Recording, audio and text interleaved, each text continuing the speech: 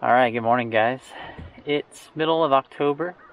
And this is my favorite time to target browns in the Pacific Northwest. It's right around the beginning of modern firearm season for deer. And these browns, especially the big ones, gonna move shallow. Now outside of the northeast part of the state, most of these browns will not successfully spawn in lakes. And so what they'll do though is they'll still go up and fall spawn. They still have that urge, so the big fish will move up shallow, and it's a good time to spot them cruising in the shallows and cast to them. Sometimes you'll see them come up and feeding, or you'll see their tails, and there'll usually be a fair number of smaller fish feeding on the edge of the weed beds as well. So, and fish that really aren't quite in that spawning phase. So it's a really good time to come out and catch these fish before a lot of our lakes close. So I'm going to show you some different techniques I use to target these fish.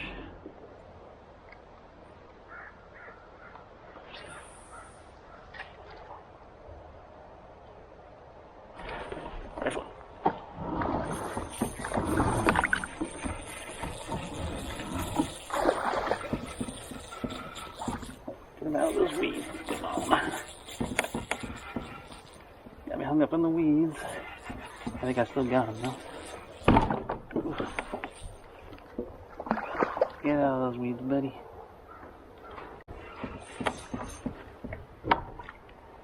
There we go. A monster. I can get him into that. There we go. It's like bass fishing, trout fishing. This is a tank, you guys. Big one. There we go. Look at that stunning fish. It's probably 18, 19-inch fish. Very thick-bodied. Gorgeous. I say browns are probably one of the prettiest trout there are. There's beautiful blues and browns. Just stunning.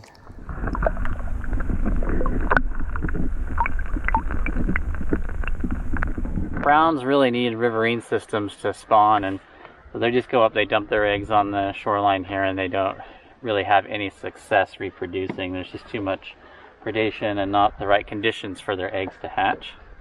So these systems are entirely hatchery dependent.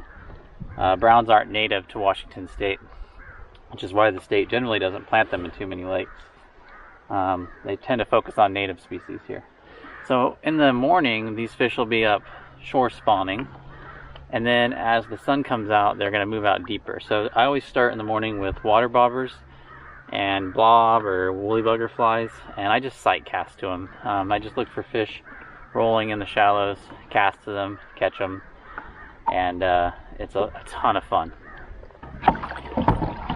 And also because I'm in a PDL drive, I get the joy of clearing out all these weeds all the time.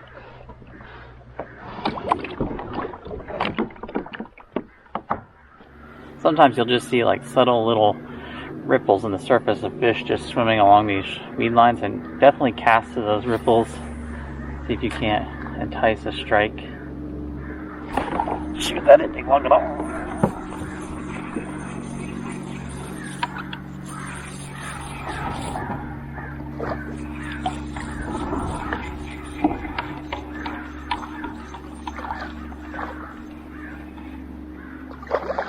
Another nice one.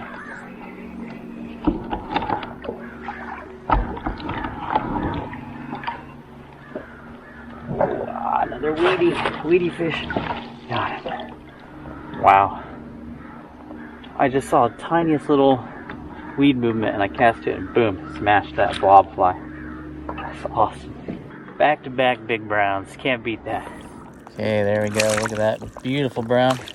It's got that blob fly down in the mouth there. Gorgeous. Wow, look at that buck, guys. What a beast. Big old kipe on him. Alright, let's get him back in the water. There he goes. Okay, so there's my fly. It's just a blob fly I tied up. And I put a little bit of Flashaboo and silicone here in the ends. And then this is the Jelly Fritz with a tungsten bead head. And then I run 8-pound fluoro here because it's very weedy and I don't want to break off, up to a water bobber adjustable bubble about 2 to 3 feet above that. So that's what I've been using all morning. Alright, let's find another. Now once this, like I said, once the sun comes out, this shallow bite will just typically completely die. It's really good early morning and evening, and even at night. Ooh, there's one right there. You see that? To my right on this, along these weeds. And I'll cast that out. I'll cast towards them. If they're swimming, the tough part is you have to determine which way they're swimming. So if they're swimming, you know, towards your float, you can just let it stay there. Sometimes I'll twitch it every once in a while. I'll come in and inspect that blob or woolly bugger. You can even use like roe imitation, because you know there's some hens will be spraying eggs up there, and they'll be eating those opportunistically.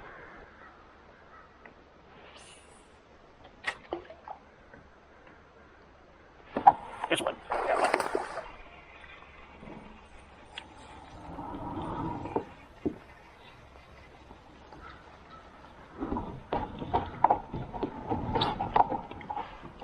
Nice one.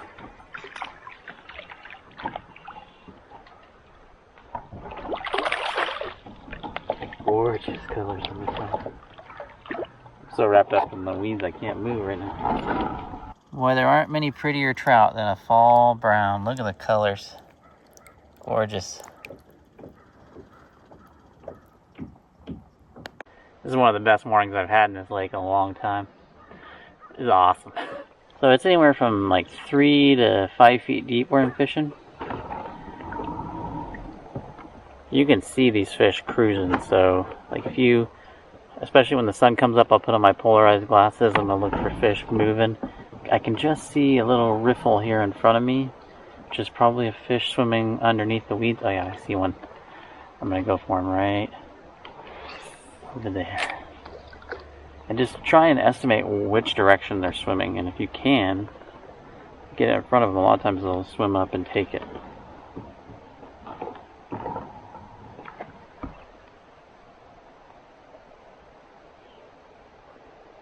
And if they don't take it right away, try twitching your float.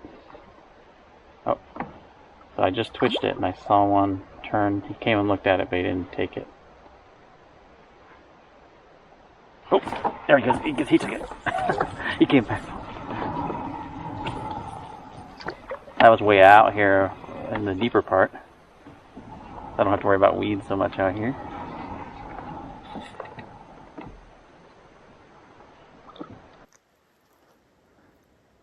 Look at that fish. Woo.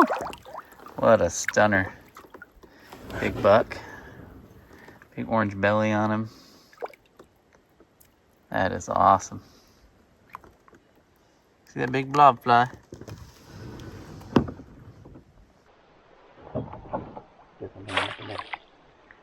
Got him. Gorgeous. What a gorgeous fish.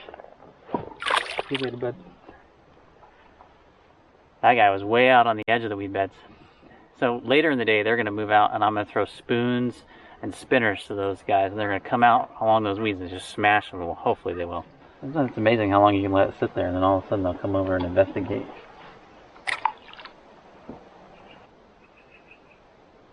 Ooh, somebody just tapped it. There he is, got him.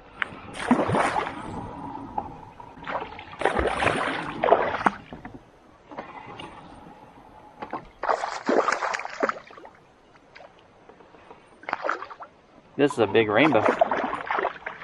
So those rainbows will go up there where those browns are spewing eggs, and they'll chow on the eggs. Look at the size of this rainbow. Man, he inhaled that blob. Crazy. Gorgeous rainbow. Get him going. Yeah, so there's rainbows, browns, and tigers in here. And the tigers will sometimes move up because they're a brown brook hybrid. And they spawn in the fall too, so sometimes they get in on that melee as well.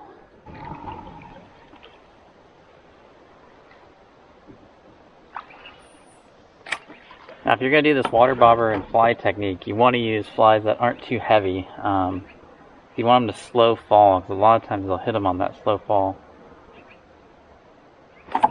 Ooh, there was a bite. Missed it. Just look for like for weeds and for structure. These browns like to hang out on cruise along these weed beds and along logs and stuff, I've noticed. Ooh, there's a bite again. Seems like there's a fish or two right here associating with this fallen tree. That's not uncommon for them to be structure oriented. It's really different than like open water rainbow fishing where you're trolling and looking for gross structure like shells and stuff. Oh, there's one.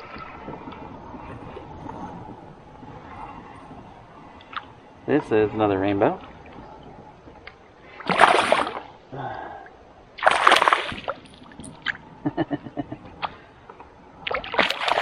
Rainbows are definitely more acrobatic. This guy's got a bunch of copepods on him. A lot of them. And that's why I like the browns. The browns never have any of the parasite issues that the rainbows do. See if I can get this guy. Release him without netting him.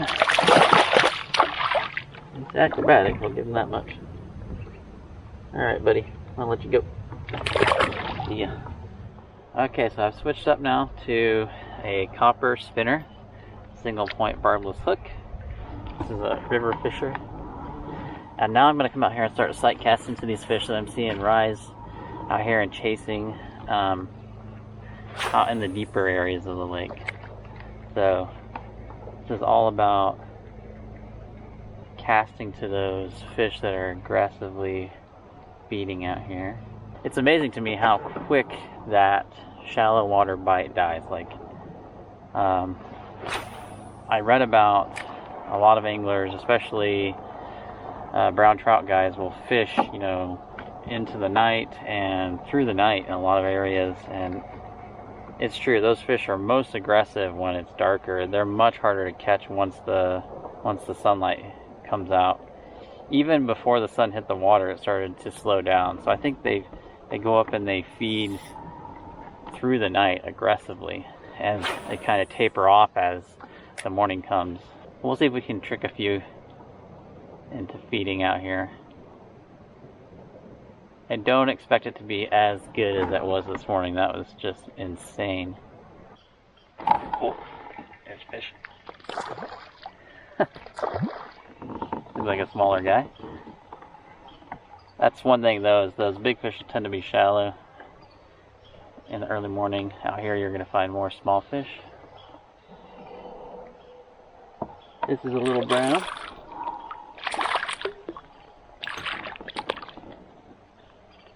Cute little guy. See ya.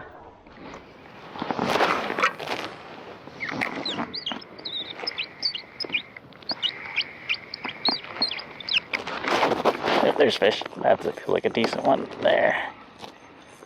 This might be the bigger browns I've been after. I've been trying to sight cast to them, and when they see a rise, I'll set the hook. Oh yeah. This actually looks like it might be a decent fish. Looks like it's a...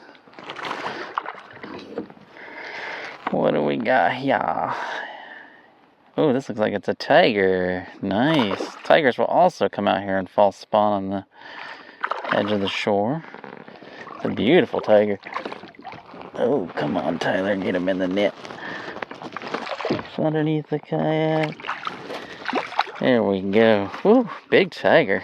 I'll take that. Cool. I was looking for browns, but I'll take a Brook brown hybrid.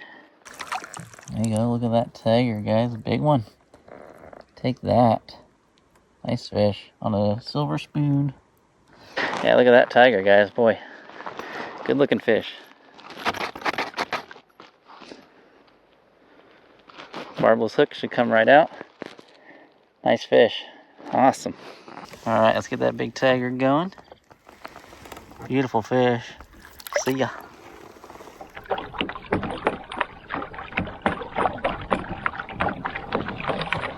Nice little 12 to 13 inch brown.